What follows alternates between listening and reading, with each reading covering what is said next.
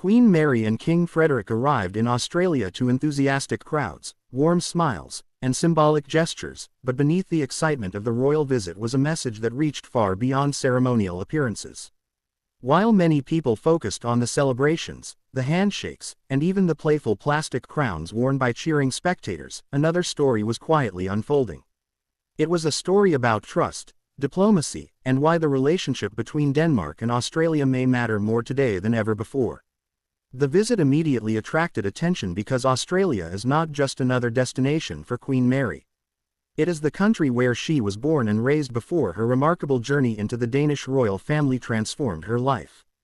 Every return carries a personal significance, making these visits feel less like routine diplomatic engagements and more like emotional homecomings. That unique connection naturally draws large crowds who see Queen Mary as someone who represents both nations in an extraordinary way. As King Frederik and Queen Mary participated in official events, the atmosphere reflected genuine enthusiasm.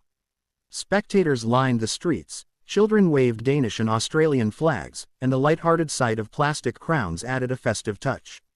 Those simple accessories became symbols of public affection rather than royal grandeur. They demonstrated how modern monarchies increasingly connect with ordinary people through warmth and accessibility rather than distance and formality. Yet behind the colorful celebrations, the Danish delegation carried a far more serious purpose. Speaking during a gathering of Australian political leaders, Denmark's Minister for Climate Change, Lars Aagaard, delivered a message that resonated well beyond environmental policy. He emphasized that in uncertain times, trust is everything.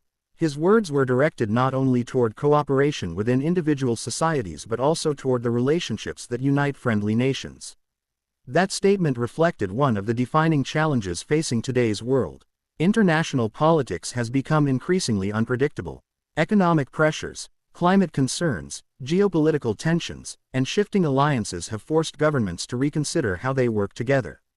In that environment, trust becomes more than a diplomatic slogan. It becomes a strategic necessity.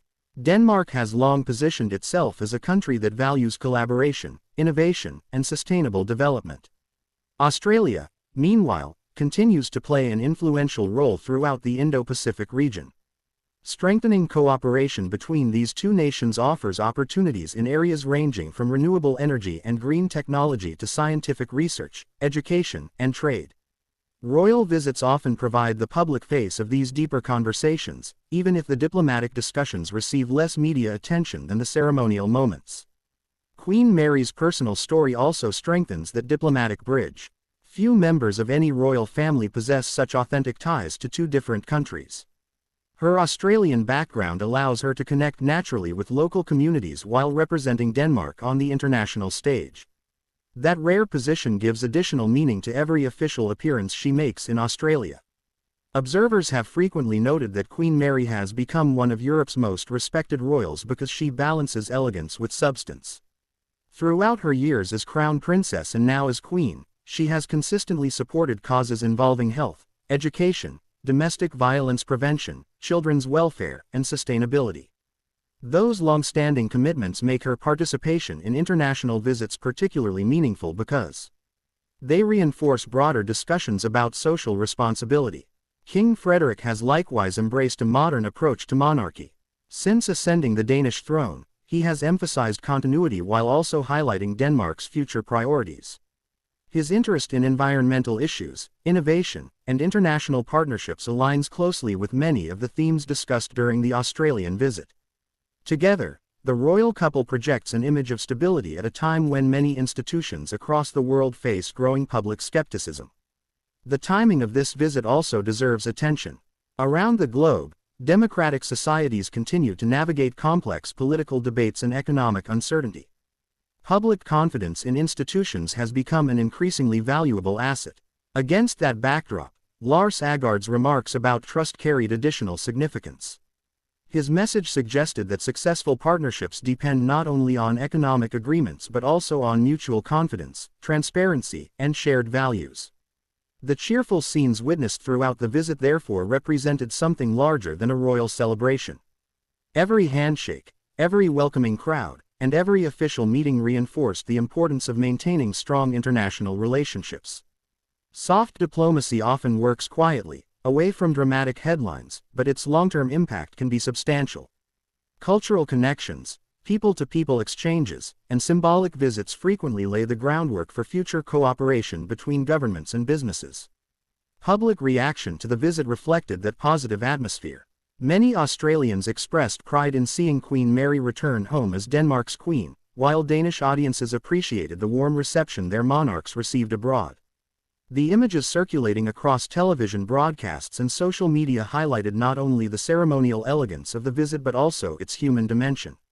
Those moments help strengthen goodwill between populations, creating lasting impressions that extend beyond official meetings. Modern royal tours increasingly serve multiple purposes. They celebrate history, strengthen alliances, promote national interests, encourage investment, and showcase shared values. This Australian visit demonstrated how those objectives can coexist naturally. While photographers captured smiling faces and festive crowds, diplomats continued discussions that may influence future cooperation in areas affecting millions of people. Perhaps the most memorable aspect of the visit was precisely that contrast. On one side stood joyful supporters wearing inexpensive plastic crowns in celebration of their beloved queen. On the other stood government representatives discussing the serious realities of trust, climate cooperation, and international stability. Together, those images painted a remarkably complete picture of modern diplomacy. Public warmth and political partnership worked hand in hand. For Queen Mary, this journey represented another chapter in an extraordinary life story that continues to inspire many people. For King Frederik, it demonstrated Denmark's commitment to maintaining strong global friendships. And for both Australia and Denmark, it served as a reminder that genuine partnerships are built over time through shared experiences, open dialogue, and mutual respect. Long after the crowds have dispersed and the official ceremonies have concluded, the deeper message of this visit may remain its most important legacy.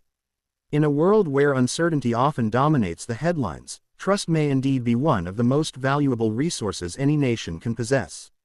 Do you believe royal visits like this still play an important role in strengthening international relationships in today's world? Share your thoughts in the comments below.